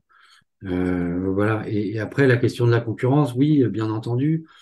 Enfin, c'est quand même fou quand on y songe cette Europe qui permet la concurrence entre ses producteurs en son sein, finalement avec des distorsions, avec des distorsions sociales et parfois environnementales suivant la façon dont, dont le cadre européen est transposé. Mais oui, bah oui. Et c'est vrai que nous, ça a été un moteur en Bretagne ici, ça a nourri le discours d'un certain nombre d'acteurs, notamment dans le monde porcin, qui n'ont cessé de dire mais attendez, si vous nous lâchez pas la bride sur les normes, sur l'environnement, etc., ça va être les Polonais, hein, ça va être les Espagnols, hein, et vous allez manger du cochon espagnol, et vous allez manger du cochon polonais. Moralité, eh ben, il faut arrêter de se préoccuper de l'environnement, parce que, voilà. Ou alors on s'en est assez préoccupé, comme si voilà, le job avait été fait, quoi. Et c'est vrai que bah, cette concurrence-là, elle a nourri ces argumentaires-là aussi. Alors, ce qui est cocasse, si on peut dire, c'est que maintenant, on voit que l'Espagne, qui est arrivée plus tard sur la production de porc hors sol de façon massive, commence à avoir les mêmes problèmes qu'avait la Bretagne dans les années 80, en termes, pour ce qui est de ses cours d'eau, de ses masses d'eau, notamment. Moi, je suis pas, là, c'est pareil, j'y vais avec des pincettes parce que je suis pas un fin connaisseur de l'Espagne, mais j'ai vu passer quelques articles qui expliquaient qu'effectivement, on avait problématique d'eutrophisation, un ras-le-bol aussi de certains riverains parce que c'est les cochons, il n'y a pas le bruit, hein, mais il y a l'odeur. Et voilà, ça peut être compliqué. Et puis j'ai vu qu'il y avait un problème aussi rapport à la qualité de l'eau en Pologne. Surprise. Merci. On va prendre une dernière question. C'est André. Quelle est ta question, André? Oui, je suis un ancien du développement agricole. J'ai travaillé avec Pochon il y a 40 ans déjà. Oui. Mais donc, c'était pour revenir un petit peu sur ce que nous disait Pierre en citant Eisenhower, que l'agroalimentaire, l'agro-industrie et l'agro-business, c'était sans doute aussi dangereux que le complexe militaro-industriel. Et je regarde plus particulièrement un peu ce qui s'est passé aux États-Unis. Là-bas, c'est la Bretagne puissance 10. Et en particulier du côté de la viande bovine, je regarde ça actuellement, c'est quelque chose qui est assez faramineux, quoi. Une concentration massive à tous les niveaux, au niveau de la production et de la transformation. Mais ce que je voulais dire par là, c'est que l'agro-industrie est extrêmement puissante, de plus en plus concentrée, de plus en plus liée aux grandes banques et aux fonds de pension. Donc, c'est du capital qui continue à se concentrer de façon massive au niveau mondial. Mhm. Et donc, qu'est-ce qu'on peut faire par rapport à ça? Ben, c'est effectivement très difficile, mais on ne pourra pas changer, on ne pourra pas parler d'agroécologie de façon sérieuse si on ne change pas ces règles de libre-échange. Si on laisse la gouvernance à ces multinationales qui effectivement ont tout intérêt à ce libre-échange, on ne changera pas, on ne pourra pas changer. Mm. Alors, on peut quand même changer effectivement au niveau individuel, au niveau de sa ferme, et Pochon l'a fait il y a 40 ans, il y a beaucoup de jeunes qui font ça.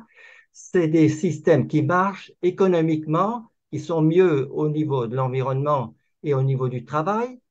Et ils gagnent bien leur vie, ils sont contents, mais ils restent minoritaires. Pourquoi? Parce qu'effectivement, en face, il y a un mastodonte, il y a un monument qui continue à avancer comme un bulldozer. Et comme dit Nicolas, on ne peut pas bouger, on est dedans, et si on commence à lever le petit doigt, ben on est écarté ou écrasé. Et donc, il y a quelques-uns qui peuvent sortir du système parce qu'ils sont effectivement sur des petites structures ou sur des circuits autres pour la valorisation de leurs produits, qui peuvent s'en sortir. Donc, c'est effectivement extrêmement difficile. Alors, que faire? Ben, faire il n'y a pas de miracle en perspective. Continue à faire ce qu'a fait Nicolas, c'est-à-dire de dénoncer encore plus fort et plus clairement ce système agro-industriel qui effectivement est un bulldozer qui va tout ruiner. Et puis de l'autre côté, continue à soutenir les petits, les initiatives, les NIMA là, qui essayent, mais qui ne pèsent effectivement pas beaucoup au niveau de la production aujourd'hui. Mais ils sont l'avenir, c'est de ce côté-là qu'on regardera demain. Merci en Merci tout cas, André. Nicolas, pour ton boulot, hein. Nicolas voulait réagir? Non, non, je partage à peu près tout ce qui vient d'être dit. Voilà. Très bien. Donc, Euh, et on je salue. s'achemine vers la conclusion. Ben justement, donc André, en parlant de... euh, c'est André Pochon, hein, c'est ça, je ne me trompe pas? Oui, oui, oui, André Pochon. Oui, en parlant d'André Pochon, il y a beaucoup d'André ce soir, me permet de faire la transition avec Sylvie, donc qui va nous lire un petit extrait. Oui, alors effectivement, quand on avait eu un échange ensemble, Nicolas, j'avais évoqué le coup de cœur de son bouquin, c'est-à-dire quand vous évoquez André Pochon, le pape du trèfle blanc. Alors mon extrait, parce que bon, comme Aline et puis Christine, le choix était vraiment très difficile. Donc voilà, j'ai retenu André Pochon. Et donc, je vais lire simplement une petite phrase qui le concerne, qui est à la page 296, le concernant. Vous le décrivez en disant, il a le regard qui pétille et l'optimisme plus robuste que la table en bois massif autour de laquelle nous sommes assis. Voilà. Et toutes les préconisations qu'il fait au départ, bon, je vais pas prendre le temps parce que, bon, voilà, il faut à un moment donné terminer. Et puis, je me suis intéressée à André Pochon, hein, en plus de votre bouquin. Alors, donc, je vais juste lire la fin de ce que j'ai trouvé. L'agriculteur éclairé revient à sa prairie de trèfle après être passé effectivement donc à tout ce qui était les méthodes proposées, notamment un système fourrager basé sur le maïs et maïs et l'importation de soja. Donc, il revient à son système et il fonde le CEDAPA, Centre d'études pour un développement agricole plus autonome. Il initie ainsi un mouvement reconnu aujourd'hui scientifiquement qui ne cesse de faire tache d'huile et compte 3000 éleveurs dans l'ouest de la France. Voilà, c'est le petit côté positif pour terminer. Merci. Christine, tu veux prendre la parole? Oui, j'ai pas eu le temps. Alors, je sais pas si ma question est vraiment opportune ou pas. En fait, j'ai eu longtemps votre ouvrage sur mon bureau, donc j'ai eu le temps d'analyser la photo de la première page. Alors, vous êtes photographe, mais elle n'est pas de vous. Elle est de Stéphane Lavoué. J'aurais voulu savoir si vous pouviez nous parler un petit peu brièvement de cette rencontre et du choix de cette photo qui illustre parfaitement, je trouve, l'ouvrage parce qu'on a cette personne de dos, ça reflète l'anonymat. On se demande s'il n'y a pas un moment, il va sauter du parapet. Enfin, voilà, Oui, elle est particulièrement bien choisie. oui, j'aime beaucoup le travail de Stéphane Lavoué, qui est un immense photographe, un immense portraitiste, qui a notamment, entre autres, hein, parce qu'il a fait plein de travaux, mais il a fait un portrait de Vladimir Poutine qui est absolument incroyable, que je vous invite à aller voir. Il est trouvable dans Google Images très facilement, mais voilà, c'est quelqu'un qui arrive, qui parvient à plonger dans les âmes avec un seul clic, en un clic, voilà. Et il y a eu d'autres tests de couverture pour Silence dans les champs. Il y a eu quelques errements. Au début, on a fait des essais qui étaient vraiment pas concluants parce que ça manquait d'humain, c'était pas assez brut. Et donc, moi, j'ai voulu aller vers de la photo et vers de l'humain. Quelque chose de sombre aussi parce que le livre est assez sombre. Et j'ai pensé à Stéphane Lavoué en me disant, bah, allez, faut tenter le coup. Pour moi, c'était quelqu'un de presque inatteignable parce que c'est un photographe voilà que je respectais énormément et qui me semblait. Mais il a répondu, il a été d'accord et on s'est mis d'accord ensemble sur cette photo où on m'a demandé si c'était moi parfois, mais pas du tout. C'est une photo qu'il a prise dans les Monts d'Arrée et c'est un copain à lui qui était avec lui en virée ce jour-là, qui l'a dit était en train de regarder le réservoir de Saint-Michel. à Brénilis dans les Monts d'Arrée. Stéphane lui a dit, arrête-toi, je te prends en photo. Et voilà. Merci beaucoup, Nicolas. Cette séance est terminée. Nous vous remercions beaucoup pour votre présence. Avec votre livre, vous avez donné à voir tout un système et le fonctionnement de ce système. Vous donnez de la voix aux invisibles qui sont aussi écrasés ou abîmés par ce système. On peut espérer aussi que ce livre va les protéger d'une certaine façon et va les amener à être plus nombreux à vouloir changer. En tout cas, on peut espérer que vous ameniez les tenants du système à réfléchir. Alors bien sûr, le combat n'est pas gagné, mais on peut penser que votre livre, de même que les travaux de Morgane Large, de même que le travail d'Inès Léraud sur les algues vertes, qui a été adapté en bande dessinée et en fiction, puisse donner à voir enfin le fait que d'une certaine façon, on va dans le mur par certains aspects et que un changement ne peut être que salutaire. Donc, merci encore pour votre intervention et bonne soirée à tous et à toutes. Merci pour votre invitation et pour les questions. C'était passionnant. Merci. Merci beaucoup. Bonne soirée. Bonne Merci. soirée.